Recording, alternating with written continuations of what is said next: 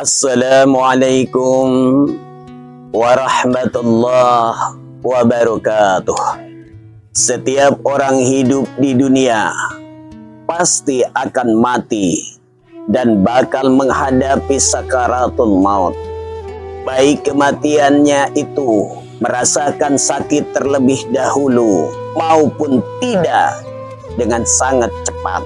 Yang jelas, semua manusia sudah memiliki ketentuan dan takdirnya masing-masing.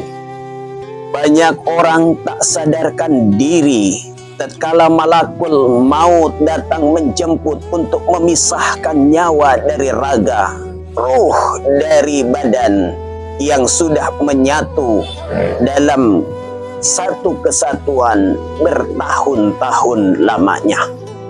Allah Subhanahu wa Ta'ala berfirman di dalam Quran surat Qaf ayat 19, "Waja'at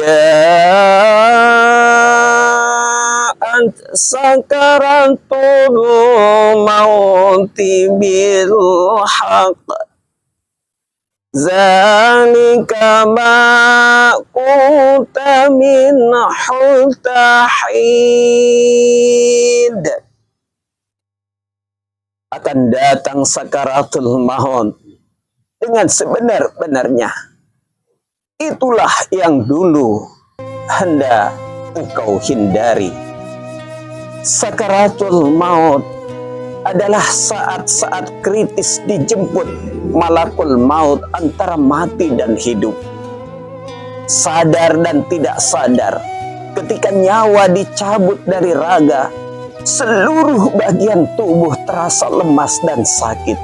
Timbul mual, meneteskan air mata, ngorok, lutut berdempet lutut, betis bertaut betis kiri dan betis kanan. Keluarlah roh dari raga menuju Rabbnya.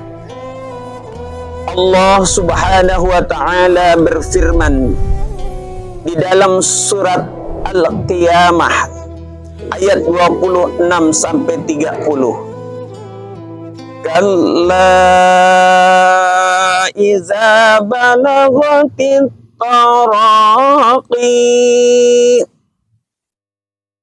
wa qila marraq wa janna annahu firaq wantafatis saqu bis-saq ila rabbika yawma izinil masaq. Sekali-kali tidak apabila nyawa telah sampai di kerongkongan dan dikatakan kepadanya, siapa yang dapat menyembuhkan? Dia pun yakin bahwa pada hari itu adalah waktu perpisahan dengan dunia, dan bertautlah betis kiri dengan betis kanan kepada Tuhanmu lah. Pada hari itu manusia digiring. Demikianlah gambaran hebatnya penderitaan pada saat-saat sakaratul maut akan mati, serta ketakutan yang luar biasa akan meninggalkan dunia menuju kehidupan akhirat. Banyak gambaran di dalam Al-Quran dan Al-Hadis tentang sakitnya sakaratul maut. Di antaranya, Imam Bukhari meriwayatkan dari Aisyah radhiyallahu anha. Ia menceritakan menjelang ajal menjemput Rasulullah sallallahu alaihi wasallam. Inna Rasulullah sallallahu alaihi wasallam kana baina yadayhi raqwatun aw ulwatun fiha ma'un faja'ala yudkhilu yadayhi fil ma' bayamsahu biha wajhahu wa yaqulu la ilaha illallah inna lil mauti sakarat. Summa nasaba yadahu faja'ala yaqulur raqiqul a'la hatta qubida wa malaj. Bahwa di hadapan Rasulullah Sallallahu Alaihi Wasallam ada suatu bejana kecil dari kulit yang berisi air. Beliau memasukkan tangannya ke dalamnya dan membasuh mukanya dengan air seraya berkata, La ilaha illallah. Sesungguhnya kematian itu memiliki sakaratul maut. Dan beliau menegakkan tangannya dan berkata, menuju Rafiqul A'la, sampai akhirnya nyawa beliau tercabut dan tangannya melemas. Diriwayatkan dari Ibnu Abi Ad-Dunya dari Shaddad bin Aus radhiyallahu an, ia berkata, kematian adalah kengerian yang paling dahsyat di dunia bagi orang-orang yang beriman. Kematian itu lebih menyakitkan dari goresan gergaji, sayatan gunting, panasnya air mendidih di bejana. Seandainya ada mayat yang dibangkitkan dan menceritakan kepada penduduk dunia tentang sakitnya kematian, niscaya penghuni dunia tidak akan nyaman dengan hidupnya dan tidak akan nyenyak dalam tidurnya. Banyak orang bertanya, mengapa sakaratul maut itu menderita dan menyakitkan? Ibnu Hajar Al-Asqalani mengatakan, kesengsaraan dan penderitaan dalam sakaratul maut bukan petunjuk kehinaan martabat orang beriman, melainkan orang yang beriman bisa untuk menambah kebaikan dan menghapus kesalahan-kesalahannya. Imam Al-Qurtubi dalam tafsirnya, kadang ada orang yang melihat orang meninggal, tidak ada gerakan atau keguncangan, terlihat ruh keluar dengan mudah. Sehingga banyak orang berpikir sakaratul maut itu adalah ringan.